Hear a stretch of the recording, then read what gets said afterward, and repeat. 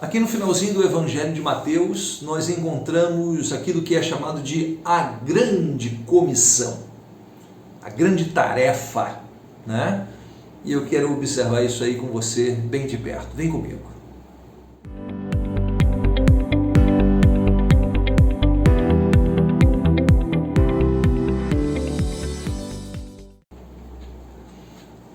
Olá, eu sou o William Scorel, pastor da Primeira Igreja Batista em Guapimirim, Rio de Janeiro.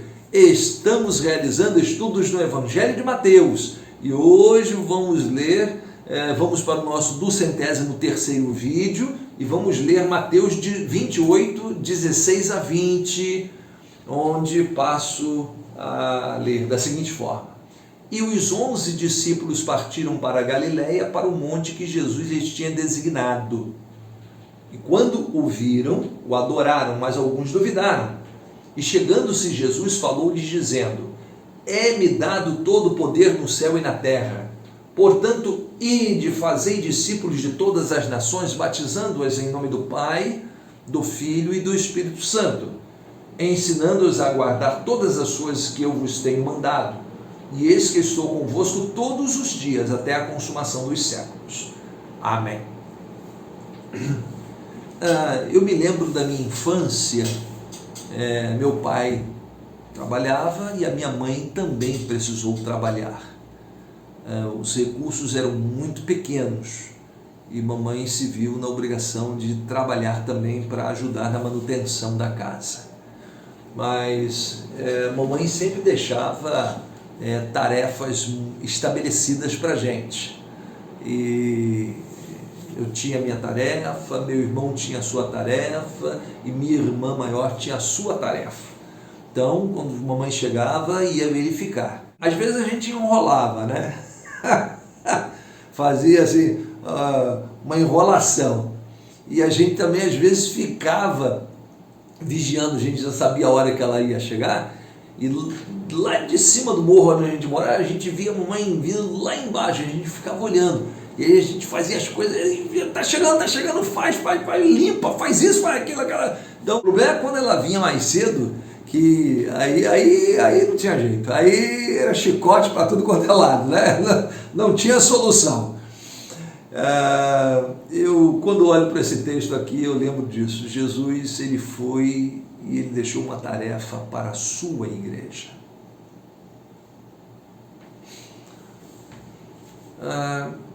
Quando eu leio Apocalipse 12, nós temos um texto curioso lá que diz que o diabo desceu a voz e tem grande ira, sabendo que pouco tempo lhe resta. O diabo sabe que tem pouco tempo, por isso ele trabalha tanto. Às vezes eu fico com a sensação de que a igreja não tem essa percepção de que o tempo está curto e tem muita coisa para fazer. E às vezes o crente em Cristo Jesus se envolve com uma coisa nem tão importante, com outra, vai deixando o tempo passar.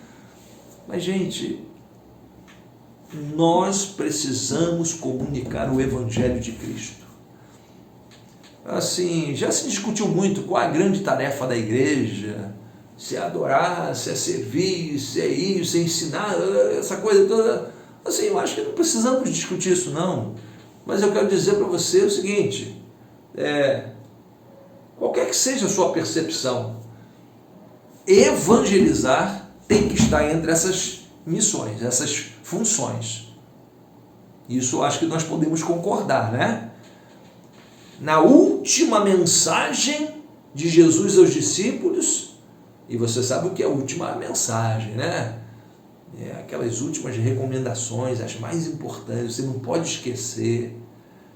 Ele disse: ide por todo mundo e pregai o Evangelho a toda criatura.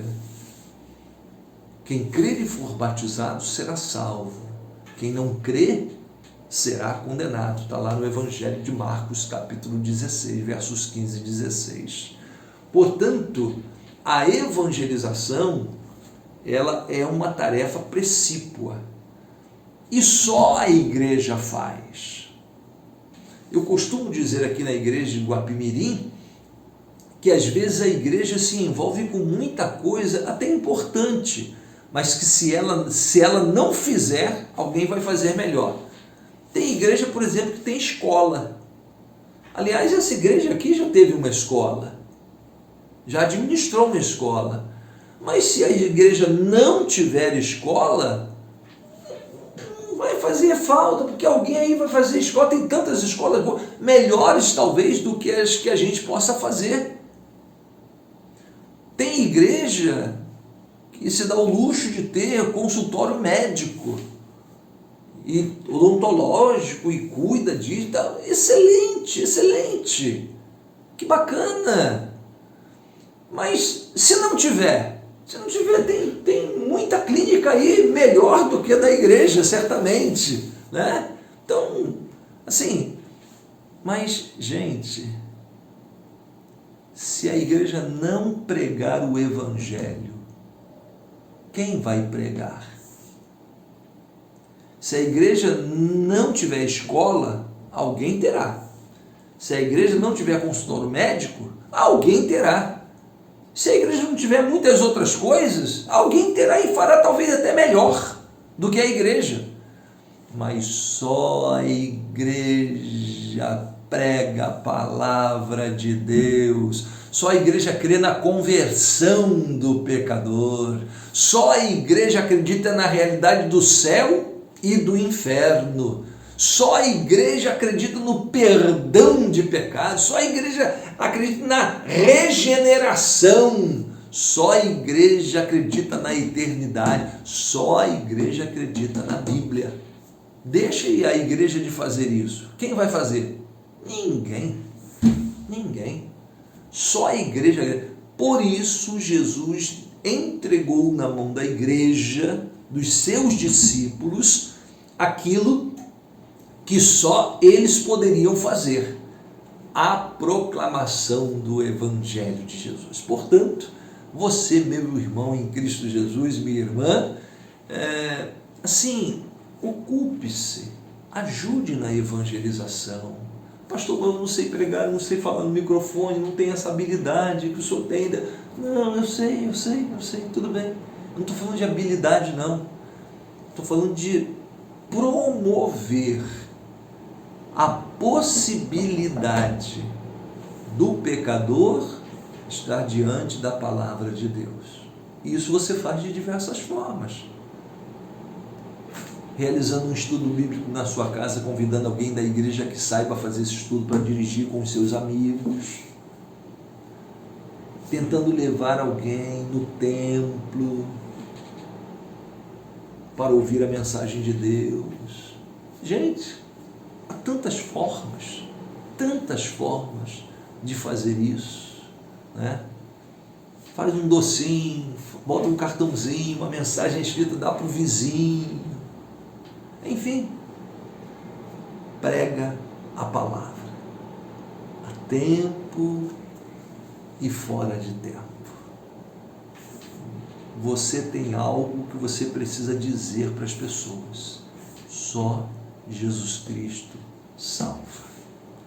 Deus abençoe a sua vida e que faça Deus do irmão ou da irmã um grande evangelista. Até o próximo encontro, se Deus assim permitir.